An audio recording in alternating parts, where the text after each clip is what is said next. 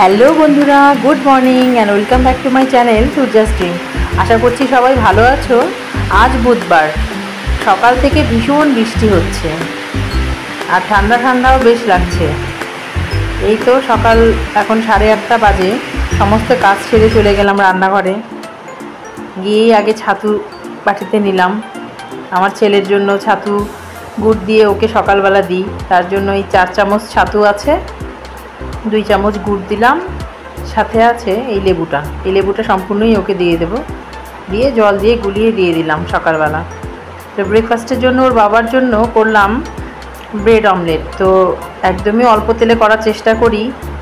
তো অমলেটটা পেঁয়াজ দিয়ে করে নিলাম, বাস এর উপরে ব্রেড দিয়ে একটু ভেজে নিয়ে রেডি ব্রেড অমলেট। ওর বাবাকে দিয়ে আসি ব্রেড অমলেট। আর দুপুরের জন্য বসিয়ে দিলাম ভাত। আর আরেক চুলায় বসিয়ে দিলাম কড়াই। আজ রান্না হবে মাছের মাথা দিয়ে আলু পটলের রসা। তো মাথাটা আগে ভেজে নিলাম, ভেজে নিয়ে এবার পটল দিয়ে দিয়েছি ভাজার জন্য। পটলটা আমি সম্পূর্ণভাবে খোসা ছাড়াইনি, না হলে পটল গলে যাবে, এভাবেই কেটে নিতে হবে। তো পটল ভেজে তুলে নিয়েছি। এবার দিয়ে দিয়েছি একটু জিরা ফোড়ন, তার উপরে দিয়ে দিলাম কুচনো পেঁয়াজ। এবার দিয়ে দিয়েছি আলু। এই আলুগুলোকে ভালোভাবে ভেজে নেব। দিয়ে দিলাম খানিকটা নুন হলুদ দিয়ে এবার ভালোভাবে মিশিয়ে নেব। আলুটা একটু ভাজা ভাজা হয়ে গেছে। এবার দিয়ে দিয়েছি কাশ্মীরি রেড চিলি আর জিরে বাটা। তো এভাবেই ভালোভাবে জিরে বাটার সাথে আলুটাকে ভালোভাবে কষিয়ে নিয়ে আমি দিয়ে দিয়েছি ভেজে রাখা পটল এবং মাছের মাথা। তো মাছের মাথাটাকে আমি একটু ভেঙে ভেঙে নিয়েছি। আর একটু ভালোভাবে এবার কষিয়ে নিতে হবে। আমি এখানে কাঁচা লঙ্কা বাটা ব্যবহার করেছি ঝালের জন্য। তো এই যে কষানো সম্পূর্ণ হয়ে গেছে, এবার দিয়ে দিয়েছি জল। হাই ফ্লেমে ঢাকা দিয়ে সম্পূর্ণ সবজিটাকে সেদ্ধ হতে দেব। এই যে সবজি অনেকটা সেদ্ধ হয়ে গেছে। আমি যেহেতু রসা করছি, তো খানিকটা রস রাখবো, তো এই জন্য দিয়ে দিলাম গরম মশলা। এই তো রেডি আলু পটল দিয়ে মাছের মাথা দিয়ে রসা।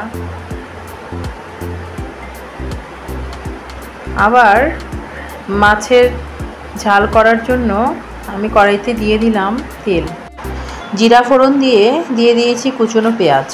এবার পেঁয়াজটা একটু ভেজেই দিয়ে দেব একটা টমেটো। এখানে একটুখানি লবণ দিয়েছিলাম টমেটোটা গলে যাওয়ার জন্য। তো টমেটো আর পেঁয়াজটা ভালোভাবে ভাজা হয়ে গেছে। এবার দিয়ে দিয়েছি জিরে বাটা দিয়ে বেশ ভালোভাবে কষিয়ে নিয়েছি।